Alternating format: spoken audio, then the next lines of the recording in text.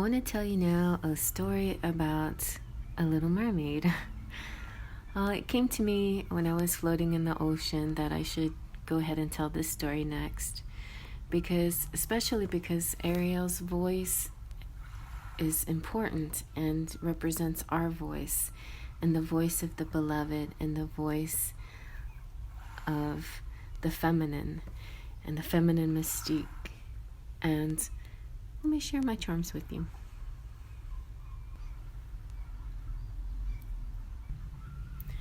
So there she is, Ariel, with her beautiful tail and her long red hair, and her friend Sebastian, who is very musical and one of her supportive friends, and especially Flounder, her very important friend. And so in the Disney animation anyway, these are her friends. And I'm going to tell that story because it has a happy ending. But when I was a little girl, one of my very first fairy tales that my mother ever told me was The Little Mermaid, but it didn't have a happy ending, so I definitely like happy endings. Anyway, so this is Twin Flame journey story using The Little Mermaid. We have a beautiful underwater palace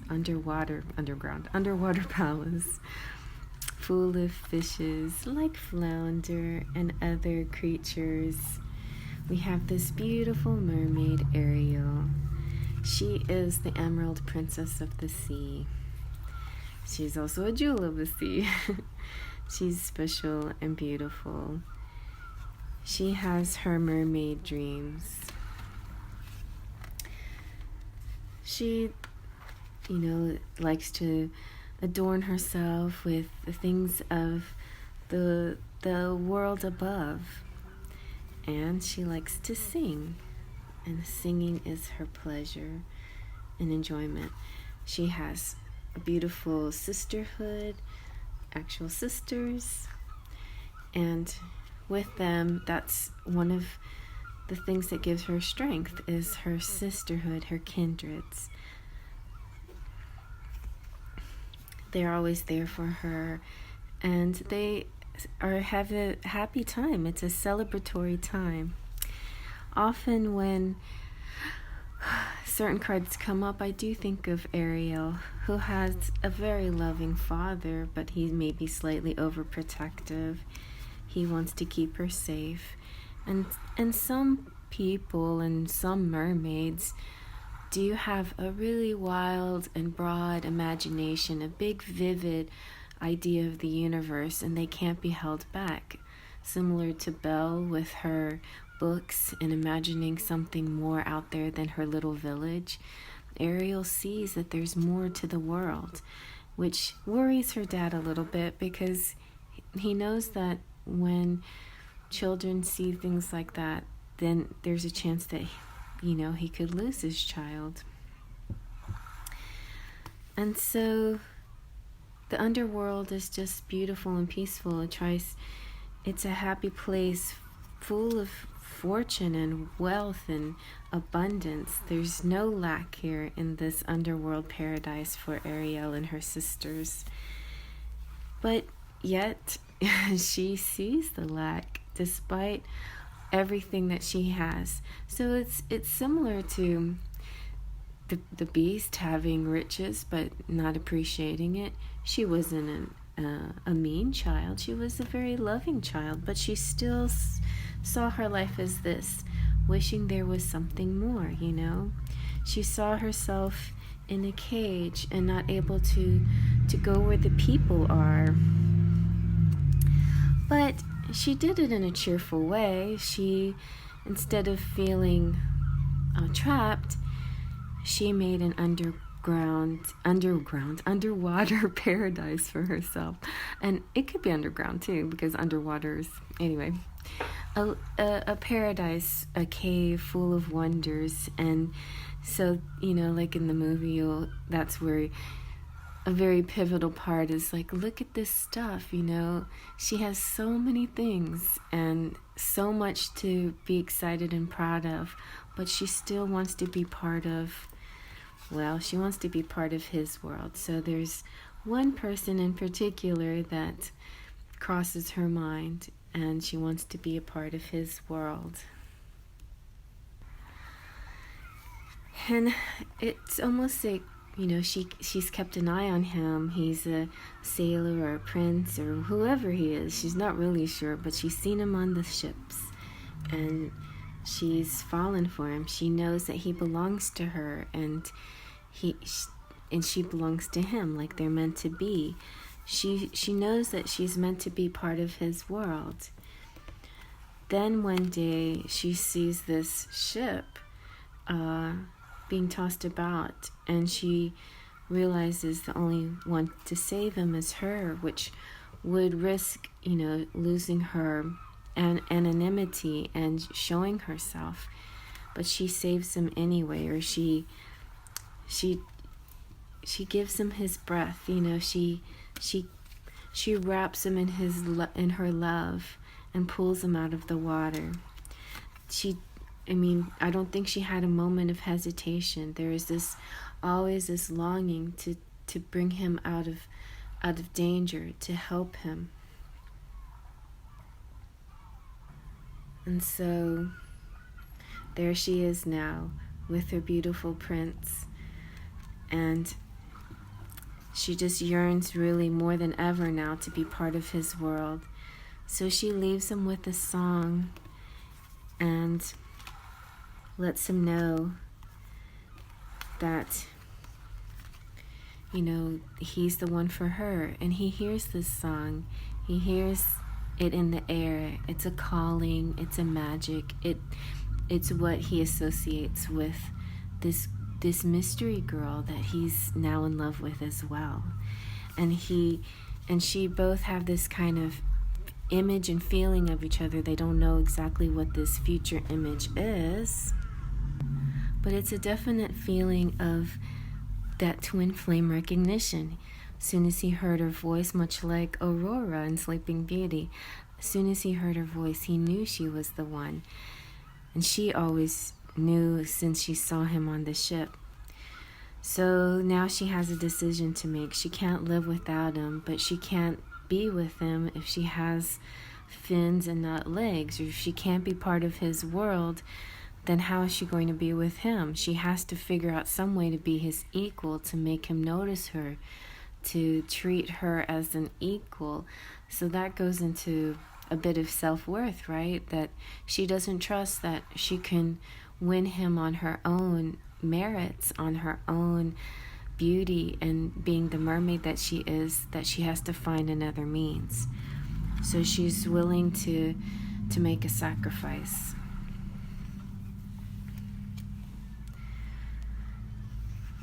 And there are those worth making, and then there are those that will destroy you.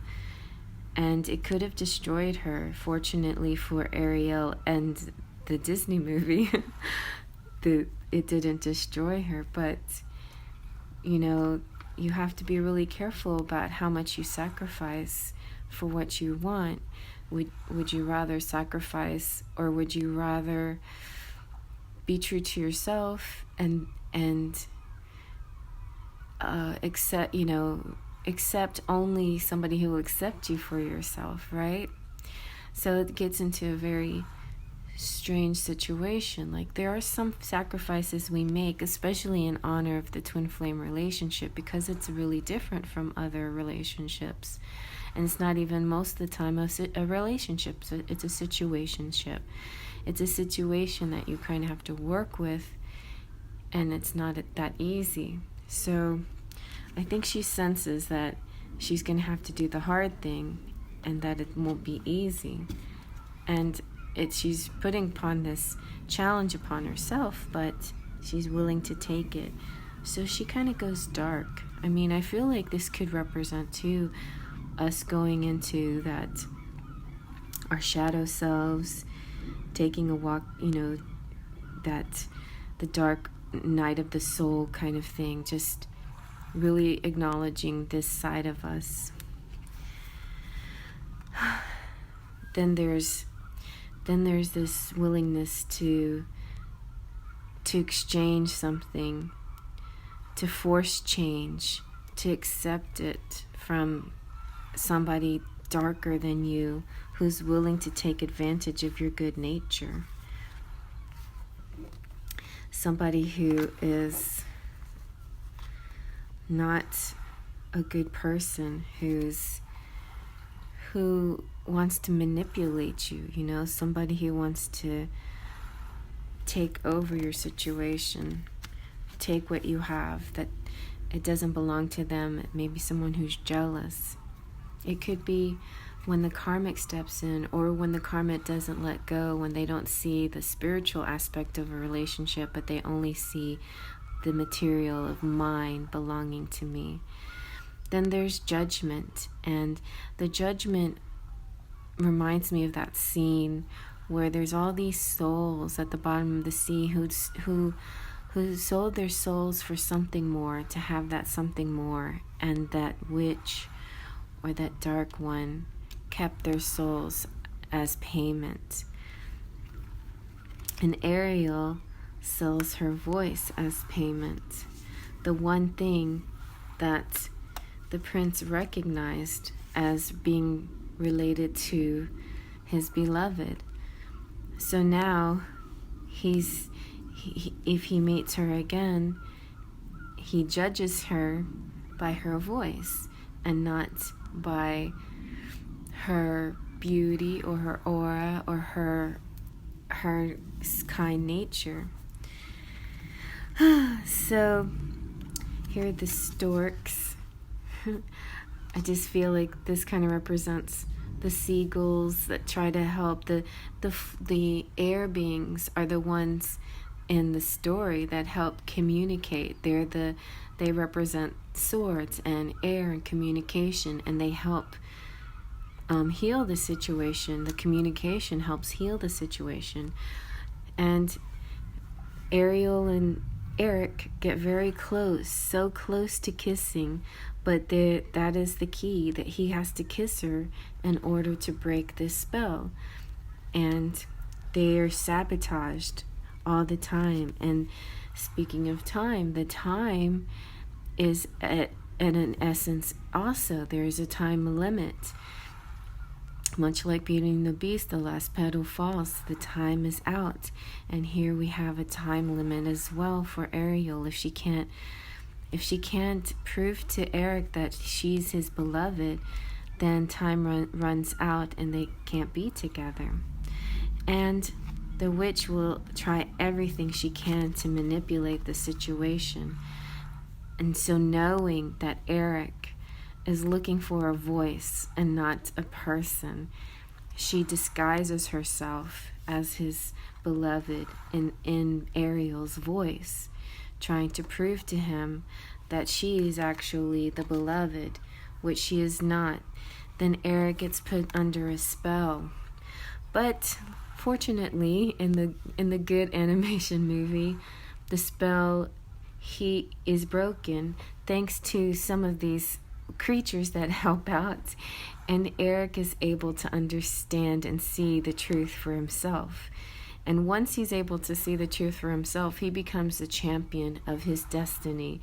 He becomes the champion of his right to be with his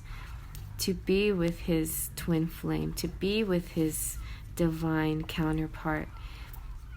And so then they live happily. They break the spell, and they can live happily in either way, on land or by sea. They can have it all. And that's what twin flame relationships are about. There's these imagined boundaries that keep us apart. There's fear of loss and fear of sacrificing something in order to get this relationship.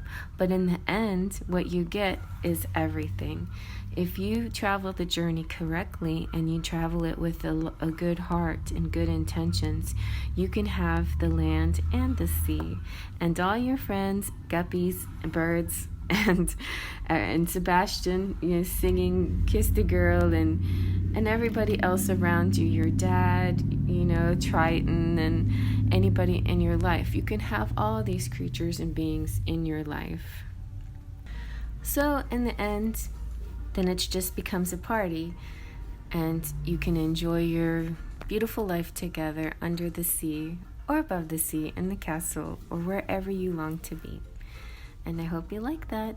Faith, Trust, and Pixie Dust.